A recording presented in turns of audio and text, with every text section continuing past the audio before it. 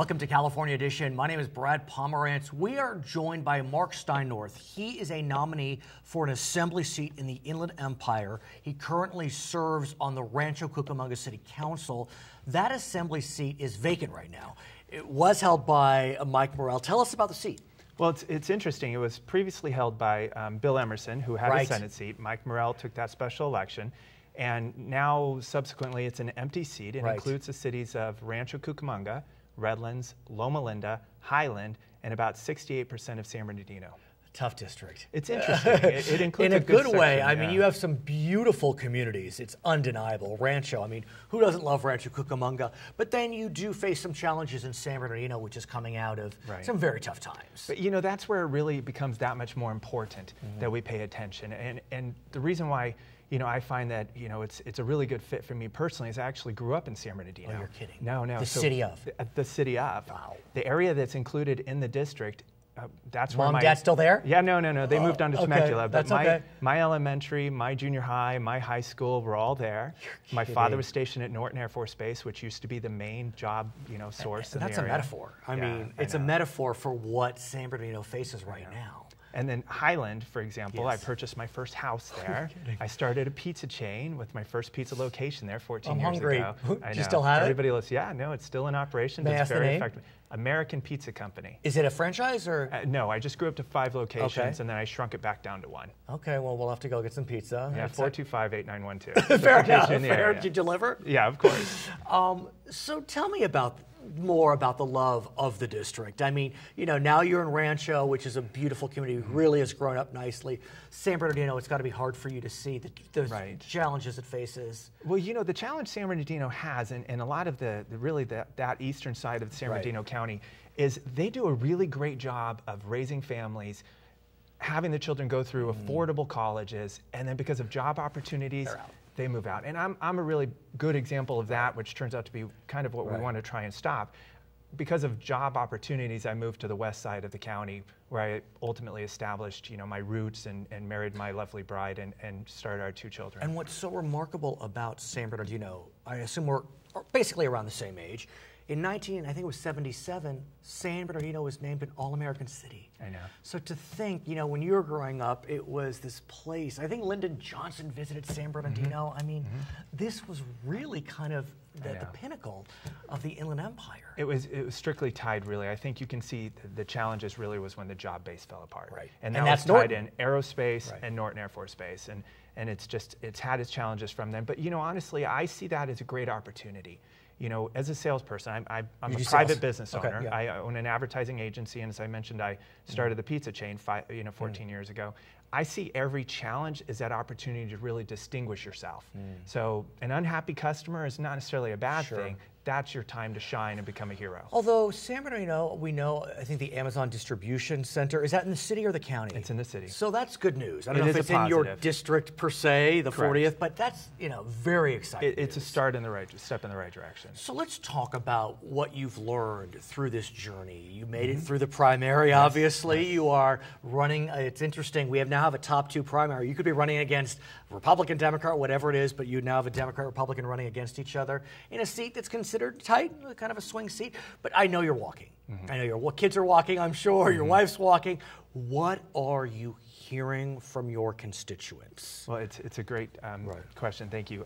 You know, we joke that when you go into the primary, we call it a marathon, followed by a sprint, that you then get the benefit of a new marathon, and now we're already into the next sprint. So, you know, we are walking. We're walking every single day. We're knocking and talking. We're not just dropping the literature. Then we phone bank until about 8 p.m. every single night. It's 7 days a week. It's nonstop. And you're right. Think about this. The Assembly District's about 500,000 people. I think the state of Wyoming is about 500,000 people. I mean, this is a huge area. Well, you think about San Bernardino County as its own. I mean, it's the largest county in the United States. I mean, it's huge, 22,000 square miles. Geographic for sure. Yeah, so what are they saying? What are they saying to you? Okay, so we know that there's a lot of headlines that are in the news, but when you speak to people, when you're in front of them and you have that little porch conversation, it's all about jobs. It is. Every single time, and we hear it all the time that every candidate running for office I'm going to create more jobs. I'm going to create It's not more immigration. jobs. It's not the Affordable Care Act. It's not. If you ask those questions, they'll have an opinion.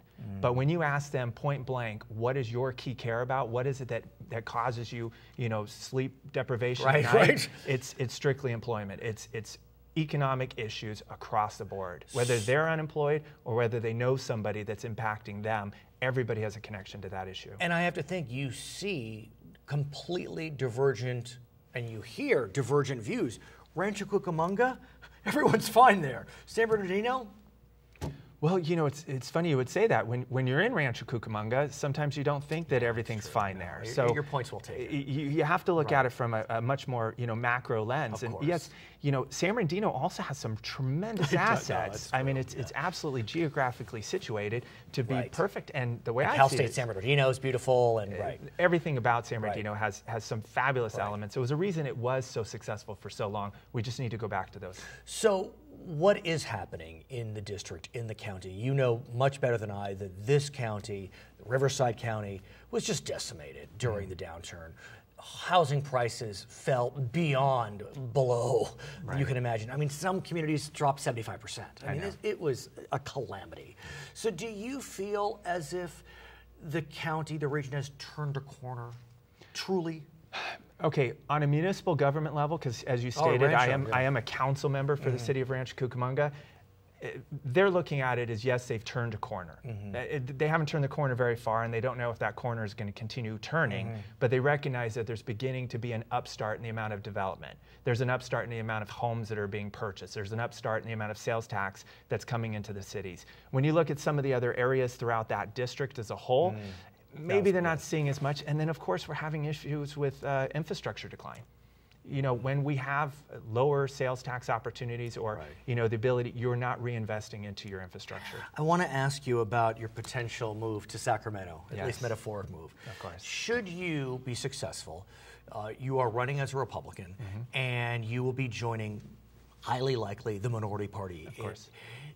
That being said, the minority party has done all right in terms of working with Democrats. New leader, Kristen Olson, is known for having strong relations. Session's over, and Republicans have been able to participate, despite the fact they don't have a 2/3 in the assembly. Right. So how do you play?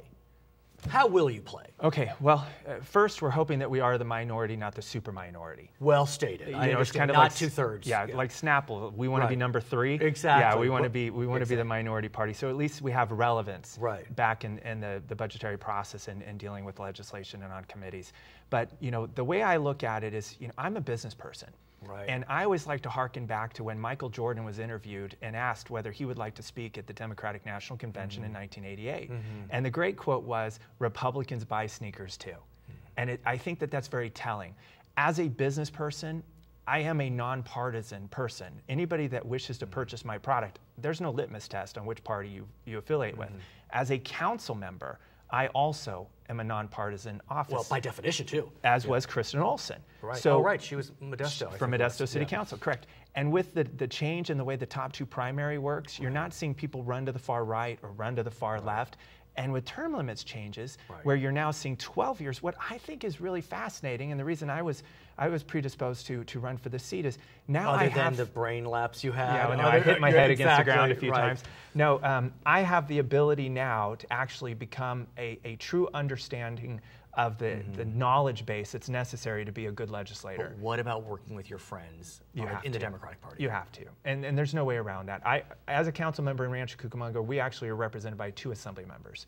We have Majority Whip Christopher Holden, represents 1/4 of Rancho Cucamonga. Yes. I already have a great relationship working with him. Who's the other one? Do you know? Cheryl Brown, Mike Morrell. But Mike Morrell is the other one in the Rancho area. Yeah. But then in between the district that I hope to represent, we have Cheryl Brown, who is also a pro-business Democrat. She is, so the way I see it is I've got a pro-business Democrat on one side, a pro-business Democrat on the other side, and then a pro-business Republican surrounding it. His name is Marc Steinorth. He is a nominee in the 40th Assembly District. My name is Brad Pomerance, and this is California Edition.